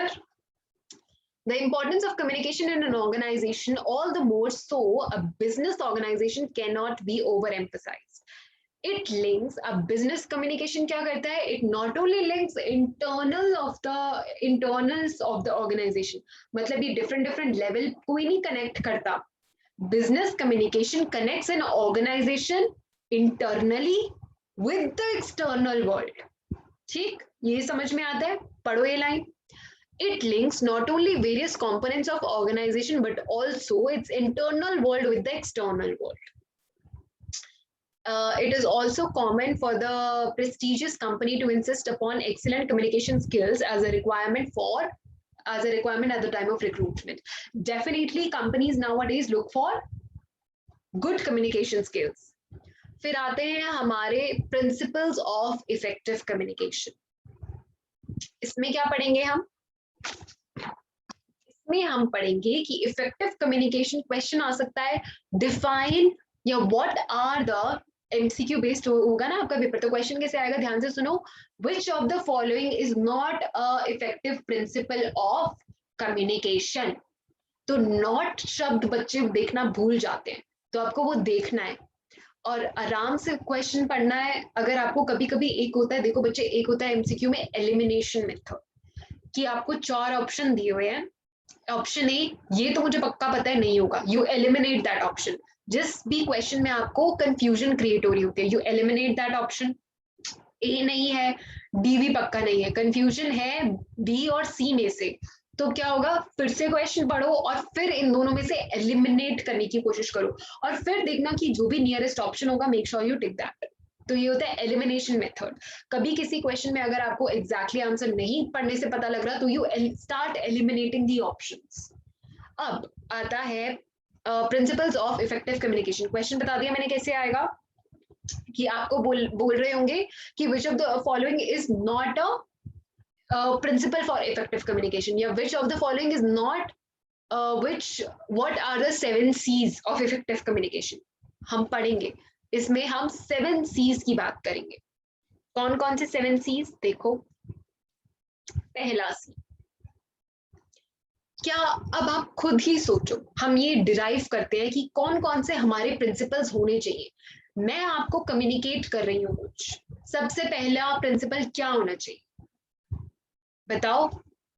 Principle of clarity, ये सी है, क्लैरिटी, CLARITY। क्लैरिटी मतलब मेरे दिमाग में क्लियर होना चाहिए, क्या, कि जो भी मैं आपको मैसेज भेज रही हूँ that should B clear in my own head and I should, अगर मैं ऐसे वर्ड्स का यूज करूँ, बहुत ज्यादा सुपरफ्लुइयस वर्ड्स का यूज करूँ, सुपरफ्लुइयस माने बहुत ज्यादा ब्यूटिफाई करूँ, अपनी लैंग्वेज को ब्यूटिफाई करने की कोशिश करूँ और डिफिकल्ट से डिफिकल्ट वर्ड्स का यूज करूँ, बट क्या मेरे ऑडियंस उससे रिलेट कर पाएंगे? नहीं। बट मेरा मोटिव क्या होना चाहिए? ये ब्यूटिफाई करना लैंग्वेज को नहीं होना चाहिए। मेरा मोटिव ये होना चाहिए एज अ गुड स्पीकर कि मैं आपको वैसे समझा पाऊं, सिंपल लैंग्वेज में करके, ये जो भी हम पढ़ रहे हैं सिंपल लैंग्वेज में करके आपको ये समझ में आ जाए। तो वैसे ही मुझे वर्ड्स का ध्यान रखना चाहिए। अब मैं पोएटिक डिवाइसेस का यूज करने शुरू कर दूं अपने लेक्चर्स में, शायरी करनी शुरू कर दूं और वैसे आपको समझाऊं, क्या आपको समझ में आएगा? नहीं आएगा, हर एक का इंटरप्रिटेशन डिफरेंट होता है, हमने ऊपर तो पढ़ा। तो सिंपल से सिंपल लैंग्वेज में समझाने की कोशिश करनी चाहिए। फिर आती है ग्रामेटिकल कंस्ट्रक्शन। अगर मैं ग्रामेटिकली इनकरेक्ट सेंटेंसेस का यूज करूंगी तो आपको वो भी समझ में नहीं आएगा। मैं इलस्ट्रेशन और विजुअल सपोर्ट्स अगर डाल रही हूँ अपने कम्युनिकेशन में, so that will have a impact. और साथ ही में अगर मैं पोएटिक जार्गन्स का यूज करूँ, फ्रेजेस का यूज करूँ, जैसे अब वो हमने मुहावरा सुना है ना कि दूध का जला चा, वो मुहावरा, राइट, राइट, नीचे कमेंट करना कौन सा। तो उसका अगर मैं बोलूं, फ्रेज होता है कि लाइक अ बर्न चाइल्ड, ऐसे करके फ्रेज होता है। तो अगर मैं ऐसे फ्रेजेस का यूज करना शुरू कर दूं अपनी क्लास में, तो क्या वो समझ में आएगा? नहीं आएगा। ठीक। फिर और दूसरा क्या होना चाहिए, दूसरा कंपोनेंट होना चाहिए, ऐसे हम 7 कंपोनेंट्स करेंगे, डायग्राम अपनी कॉपी में बना लेना। ठीक है, पहला हमने पढ़ा मेरा कम्युनिकेशन कैसा होना चाहिए, एकदम क्लियर होना चाहिए, क्लैरिटी होनी चाहिए। दूसरा, कंप्लीट होना चाहिए। मैडम कंप्लीट मतलब, कंप्लीट मतलब होता है कि मैंने अपने ये बताया, ये कंपनी ए है, ये शेयर्स इशू करना चाहती है। अब ये शेयर्स तो इशू करना चाहती है, बट इसने प्रोस्पेक्टस में ना रिस्क ही नहीं दिए, बताया ही नहीं कि क्या क्या रिस्क है, क्या क्या एंट्री और एग्जिट पॉइंट है अगर आपको हमारे शेयर्स खरीदने हैं तो, और ये फंड हम कहाँ लगाएंगे। तो काफी सारी ऐसे इंफॉर्मेशन होती है बट इनकम्प्लीट इंफॉर्मेशन दे दी। अब क्या आएगा, देखो क्या क्या डिसएडवांटेजेस होंगे, लिख लो, I am speaking it, I am not writing it, so you have to listen and write as well. तो क्या क्या होगा, सपोजिटली मेरी रेपुटेशन पे इफेक्ट पड़ेगा, क्यों, मैंने कंप्लीट इन्फॉर्मेशन नहीं दी। लोग सोच सकते हैं अरे भाई इसने कंप्लीट इन्फॉर्मेशन क्यों नहीं दी, इन्वेस्टर्स को तो कंप्लीट इन्फॉर्मेशन देना चाहिए ना। तो मेरी रेपुटेशन पे फर्क आएगा। कॉस्ट सेविंग हो सकती है अगर मैं कंप्लीट इन्फॉर्मेशन दूं। अगर बार बार मुझे ऐसे ही डॉक्यूमेंट्स इशू करने पड़ेंगे, बार बार प्रोस्पेक्टस इशू करने पड़ेंगे, तो मेरी कॉस्ट पड़ेगी ना। बट अगर मैं एक ही बारी में सारी कंप्लीट इन्फॉर्मेशन दे दूंगी तो that will be cost saving for me. Second of all, लोगों के क्वेश्चंस कम आएंगे। अगर मैंने सारी इंफॉर्मेशन अपने प्रोस्पेक्टस में डाल दी है तो लोग मुझसे क्वेरीज कम पूछेंगे ना, क्योंकि ऑलरेडी सारी इंफॉर्मेशन है। साथ में it will lead to better decision making. Better decision making कैसे, मेरे पास सारी इंफॉर्मेशन अवेलेबल है, मैं डिसीजन ले सकती हूँ ना whether I wish to invest in this company और नॉट। एंट्री और एग्जिट पॉइंट में मुझे पता है कि हाँ एग्जिट कैसे लेना है, तो इजी है सब, मैंने अपने हिसाब से देख लिया। साथ में अगर मैं कंप्लीट इंफॉर्मेशन देती हूँ तो that will persuade my audience to react according to my message, to implement या to take actions whatever I'm trying to communicate to them. Clear? तो कम्युनिकेशन होता है एक हमारा सी। फिर दूसरा सी होता है हमारा कंसाइजनेस। कंसाइजनेस मीन्स कम से कम वर्ड्स में ज्यादा से ज्यादा मीनिंग इलेबोरेट कर देना। अब आप देखते हो न्यूज़पेपर में इतने बड़े बड़े आर्टिकल्स आते हैं, आप क्या हेडिंग पढ़ते हो या आर्टिकल पढ़ने से शुरू करते हो? हेडिंग पढ़ते हो ना पहले कि whether you are interested in this article और नॉट। तो सिमिलरली जो भी आपका मैसेज है वो या जो भी आप कम्युनिकेट करना चाहते हो दैट शुड बी कंसाइज। कम से कम वर्ड्स में आपको इलेबोरेट कर देना है, बार बार रिपीट नहीं करना। इसके क्या क्या एडवांटेजेस हो सकते हैं? नॉन रिपीटेटिव नेचर के जो भी आपकी कम्युनिकेशन होगी वो एलिमिनेट हो जाएगी। साथ में it will B time saving, cost saving, आपको रिपीट नहीं करना पड़ रहा। साथ में जो भी आपका मेन मैसेज का कंटेंट है that will be highlighted. Okay, तो साथ में एसेंशियल मैसेज जो होगा वो लोगों तक इजीली पहुंच जाएगा। तो इसलिए कंसाइज होना आपको समझ में आ गया। This is also the third principle. फिर आता है हमारा कंक्रीटनेस।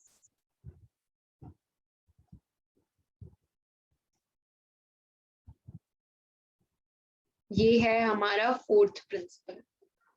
अब कंक्रीटनेस मींस कि actually being able to clearly describe and being particular about your content. जैसे कि अगर मैं बड़ा फजी और जनरल सा कंटेंट दे दूं आपको, आप अपना कोई डिसीजन ही नहीं ले पाओगे उसके रिगार्डिंग। जब आप कोई डिसीजन नहीं ले पाओगे सो that is not fruitful information for you. I want कि अगर मुझे कोई इंफॉर्मेशन दे रहा है, मुझे पर्टिकुलर और क्लियरली इंफॉर्मेशन डिस्प्ले कर दो। अगर मुझे वेग स्टेटमेंट्स मारोगे या फिर जनरली कोई स्टेटमेंट बोल दी, that won't help me in taking decision. I hope you are we guys are on the same page, my students and me, right? Give me a thumbs up if yes. So concreteness होनी चाहिए मेरे message में, मेरा message particular होना चाहिए। ठीक, उससे क्या होगा, मेरी इंटरप्रिटेशन एरर्स नहीं होंगे। फिर अगला प्रिंसिपल क्या आता है, ये सारे प्रिंसिपल बच्चों लर्न करने हैं आपको।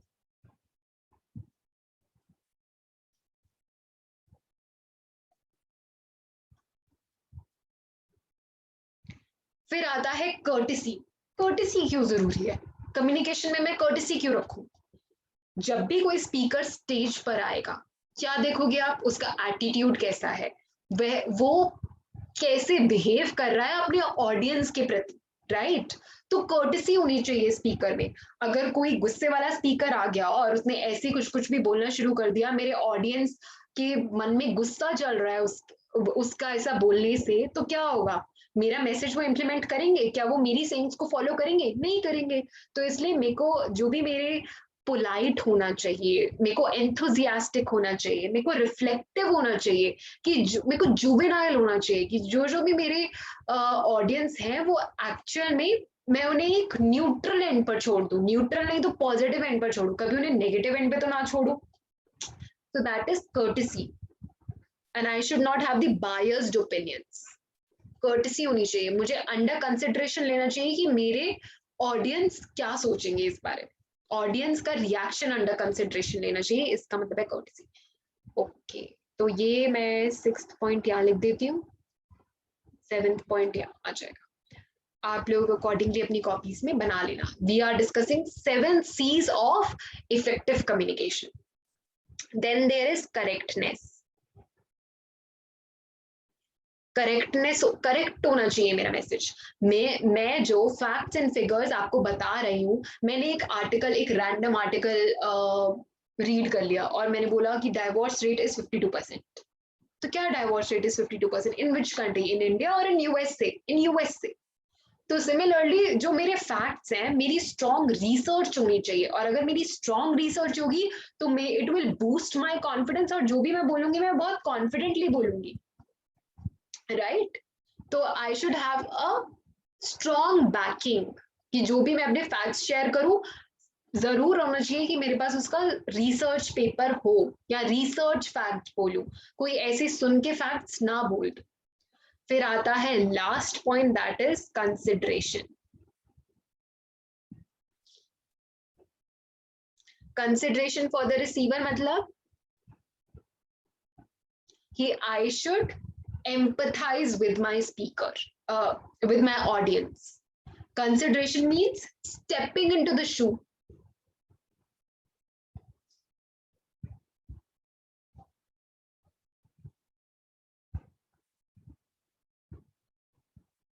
Stepping into other person's shoe. Like there are two words, एक होता है सिंपैथी, एक होता है एम्पैथी. सिंपैथी मीन्स कि oh I feel bad for you, feeling sorry for that person, and ठीक है उसके साथ उसको अपलिफ्ट करने की कोशिश करना और बोलना कि हाँ ठीक है यार तेरे से बहुत बुरा हुआ.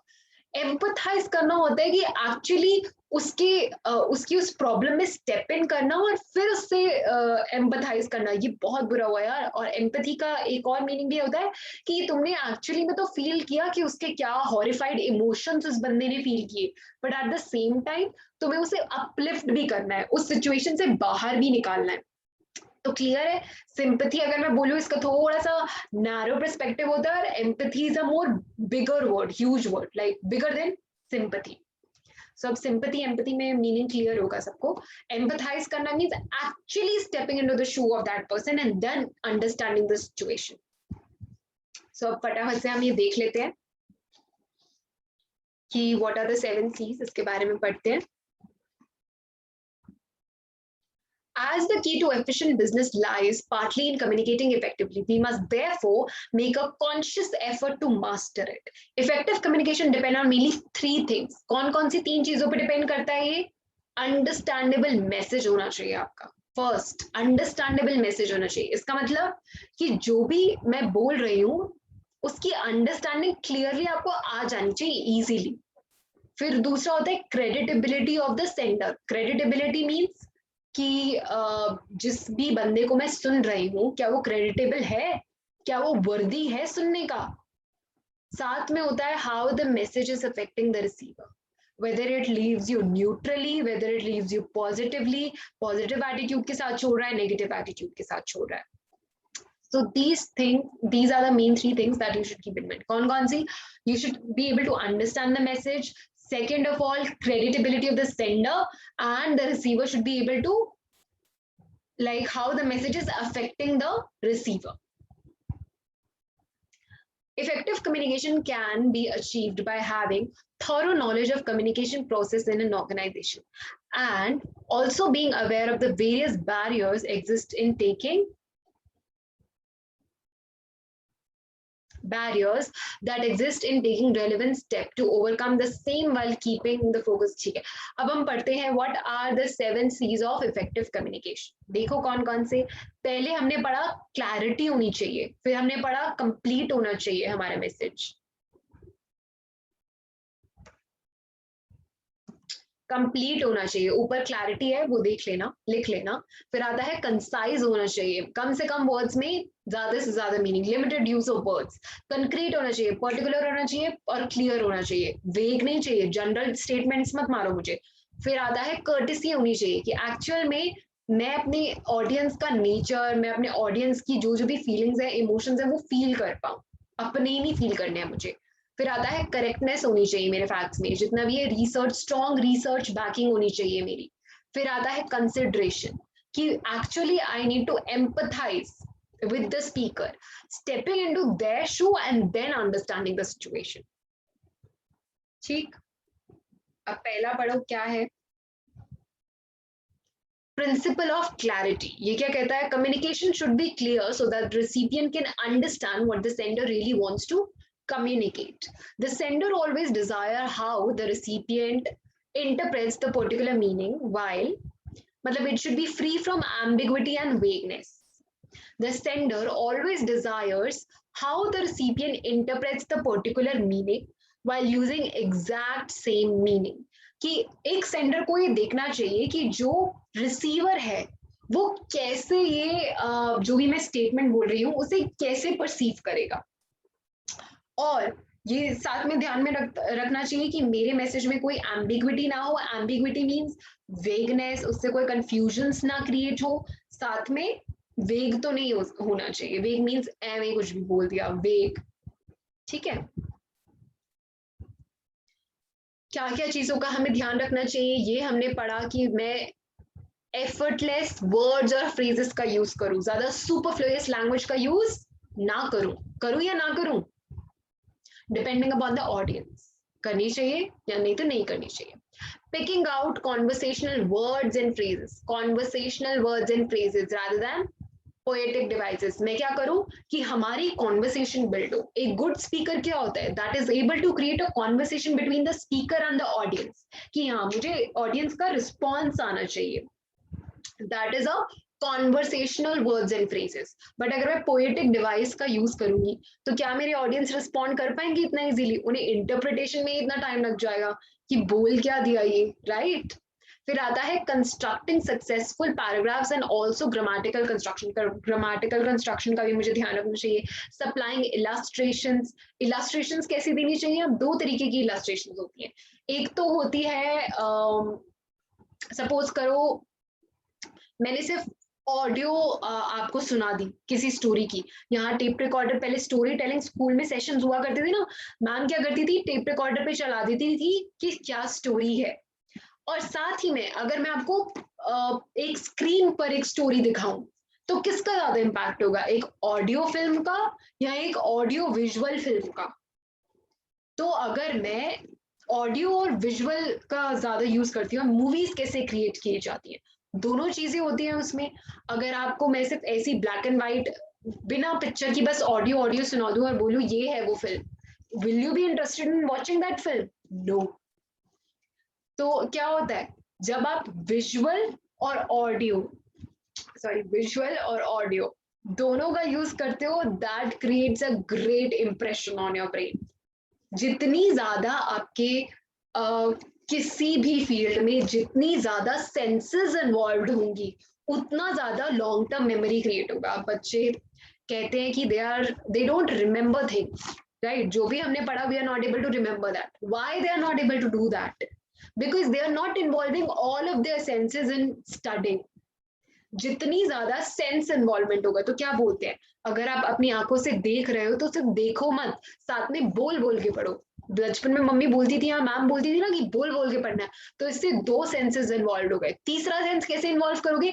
साथ में लिखो भी, कुछ स्क्रिबल करते रहो, अपने आप पेन चलाते रहो, कुछ चलाते रहो। So the more senses you involve in your activity, that will create a long term memory and that will have long imprints on your memory.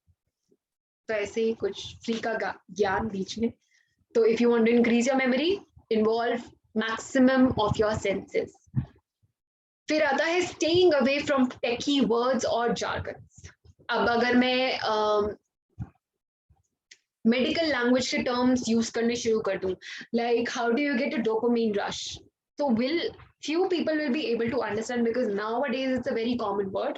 but अगर मैं ऐसे कोई दवाइयों के नाम ले लूं या फिर किसी डिजीजेस को ऐसे बायोलॉजिकली बोलूं, लाइक सैफोडिला, टच मी नॉट को कुछ कहते हैं ना, आई डोंट रिमेम्बर, अब स्कूल में पढ़ा था, बट ऐसे कुछ टेक सैवी वर्ड्स का यूज करूं या लॉ की लैंग्वेज यूज करूं, लॉ की टर्म्स यूज करूं, तो वो नहीं समझ में आएंगी ना आपको, एक कॉमन पर्सन को तो नहीं आएंगी, उनको गूगल करना पड़ेगा। तो डेफिनेटली डिपेंडिंग अपॉन कि अगर मैं एक मेडिकल के लोगों को सेमिनार दे रही हूँ तो मेरे को वो वर्ड्स यूज करना will be a kudos and thumbs up. But अगर मैं अपनी लेमैन ऑडियंस के सामने वो यूज करती हूँ वर्ड्स, तो नॉट अ गुड कम्युनिकेशन। ठीक है? Principle of completeness. The communication must be complete. It should convey all facts required by the audience. The sender of the message must take into consideration the receiver's mindset and convey the message accordingly. फिर हमने first पढ़ा, साथ साथ learn करते रहना है बच्चों। क्या क्या फर्स्ट प्रिंसिपल कौन सा पढ़ा हमने? क्लैरिटी का। दूसरा प्रिंसिपल कौन सा पढ़ रहे हैं? कंप्लीटनेस का। कंप्लीट कैसे होना चाहिए? अगर कंप्लीट होगा तो देखो क्या क्या बेनिफिट्स होते हैं। enhance reputation of the organization. It will enhance the reputation of the organization. Where it will be cost saving, as no crucial information is missing and no additional cost is incurred for conveying extra message. ठीक है? फिर आता है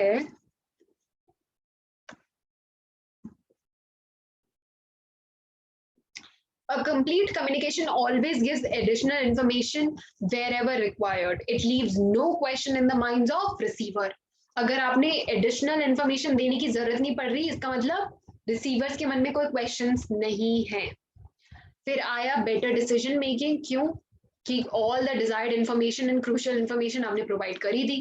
फिर आता है it persuades the audience as everything is transparent and disclosed. Clear? फिर आता है हमारा थर्ड प्रिंसिपल। थर्ड प्रिंसिपल क्या है? कंसाइजनेस का। Conciseness means कि want to convey in the least possible words. Conciseness means limited words में, ये चाहिए, limited words में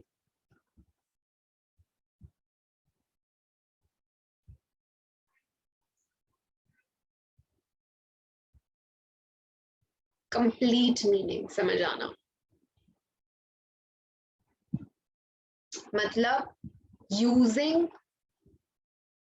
least words, बट वर्ड्स कैसे होने चाहिए? प्रिसाइज होने चाहिए, वो अपने आप में हैवी वर्ड्स होने चाहिए ताकि वो आपका मीनिंग समझा पाए।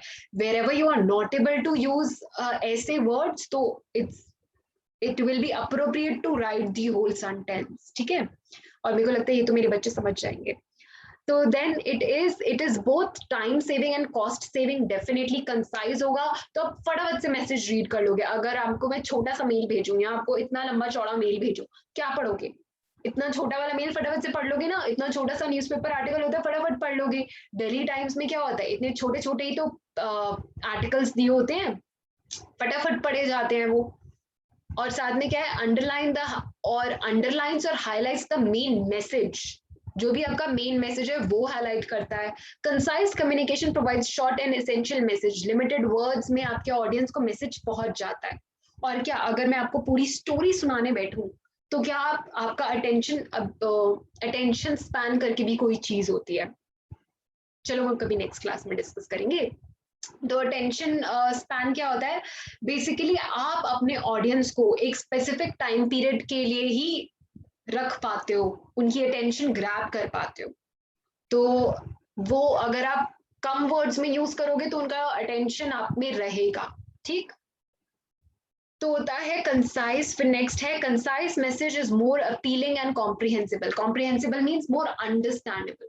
फिर आता है concise message is not repetitive in nature. School में हम लोग क्या करते थे, हमें 200 वर्ड्स का ऐसे लिखना होता था या 100 वर्ड्स का ऐसे लिखना होता था। हम एक ही लाइन को घुमा फिरा के वही मीनिंग निकल रहा है उस लाइन का, पर बार बार रिपीट करते रहते थे। तो जब हम लेंथ बढ़ाते हैं तो ऑफन क्या हो सकता है, हम रिपीट कर रहे हो वही वाले अपने वर्ड या स्टेटमेंट्स। फिर आता है प्रिंसिपल ऑफ कॉन्क्रीटनेस। कॉन्क्रीटनेस मीन्स कि being particular and clear rather than being fuzzy या जनरल। कंक्रीटनेस में मेरे को क्या चाहिए कि it is supported with specific facts and figures, ठीक है। साथ में it makes use of words that are clear and that build up the reputation. Concrete message is not misinterpreted. अगर आपका concrete message होगा तो misrepresentation के कम से कम chances होंगे। Principle of courtesy. Courtesy in message implies the message should show the sender's expression as well as should respect the receiver. मतलब courtesy means you should respect your receiver. जो भी आपके emotions या फिर किसी भी तरीके के अगर इमोशंस आ सकते हैं रिसीवर में due by saying this statement, तो वो आप स्टेटमेंट नहीं बोलना प्रेफर करना। The sender of the message should be sincere, polite, judicious, good judgment or sense, reflective, enthusiastic. क्या क्या होता है इससे, अगर मैं courtesy वाला मैसेज दूंगी तो both the viewpoints as well as the feeling of the receiver should be taken into consideration. कि व्यू पॉइंट, मेरे व्यूअर्स का क्या व्यू पॉइंट है इस पे, या मेरे ऑडियंस का क्या व्यू पॉइंट है, as well as the feeling of the receiver, how the receiver can feel when I say this statement, that should be taken into consideration. तो क्या होना चाहिए, courteous message is positive and focused at the audience. It makes the use of terms showing respect, ठीक है, it shows respect to the receiver, it is not biased. फिर आता है principle of correctness. Correctness means no grammatical errors. The message is exact, correct and well timed. If the communication is correct, it will boost your confidence. अगर आप किसी को, आपने एक topic पे वेल रिसर्च करी हुई है और फिर वो आपको स्टेटमेंट बोलोगे तो आपको कॉन्फिडेंस लेवल ही अलग होगा। बट आपने बस एक लाइन पढ़ी हुई है और किसी के थ्रू आपने वो लाइन सुन ली थी, अब आप वो अपने किसी और को पेस्ट कर रहे हो, कॉपी पेस्ट कर रहे हो, यहाँ से वहां से कट कॉपी पेस्ट किया, तो वो आपको इसमें ज्यादा कॉन्फिडेंस नहीं रहेगा, ये खुद बुक पढ़ी हुई का कॉन्फिडेंस अलग ही रहेगा। फिर आता है correct message has greater impact. Definitely correct message होगा उसका ग्रेट इम्पैक्ट होगा। It checks for precision and accurateness of facts. It makes use of appropriate and correct language. Last point that we are doing is consideration for receiver. Consideration implies stepping into the shoe of others. ये तो हमने पढ़ा था कि consideration of receiver मतलब क्या होता है? That is empathize with the audience. Effective communication must take the audience into consideration. That is कैसे कैसे लेना है audience का viewpoint, उनका background, उनका mindset, उनका educational level. All these things are to be considered while drawing or while communicating anything to someone. Make an attempt to envisage your audience, their requirements, emotion, as well as their problems. Ensure that the self-respect of the audience is maintained and their emotions are not harmed. Modify your words in a message that suits the audience need, which will make the message complete. तो modify कर लेना वैसे depending upon the need of your audience. तो हमें कैसी approach रखनी चाहिए अपने communication को effective बनाने में? What approach we should have? You-centered approach या self-centered approach? You-centered approach. ठीक है? Empathize with the audience and exhibit interest in the audience. This will stimulate positive reaction from the audience. Show optimism towards your audience. Empathize what is possible rather than what is not, what is impossible. अब ये and में क्या कह रहे हैं कि हमें ऐसी अप्रोच रखनी चाहिए कि what is possible, what can you do, like problem. वो कहते हैं ना, एक इट्स अ कॉमन सेइंग कि अगर आप प्रॉब्लम पे फोकस करोगे तो प्रॉब्लम्स ही बढ़ती जाएंगी और इतनी बढ़ जाएंगी कि समझ नहीं आएगा। अगर सोल्यूशन ओरिएंटेड अप्रोच रखोगे तो आज नहीं तो कल सोल्यूशन निकल ही आएगा। तो सोल्यूशन सेंटर्ड अप्रोच होनी चाहिए। तो मतलब इस चीज पे ध्यान करना चाहिए कि ठीक है, this is the problem, role ये अब थोड़ा हो गया, now how can we move out of it, what should be taken to move out of it, what is possible now, what actions can I take. तो ऐसी approach होनी चाहिए। और आज के लिए बस, अब हम नेक्स्ट पढ़ेंगे हम नेक्स्ट क्लास में। क्या कर सर?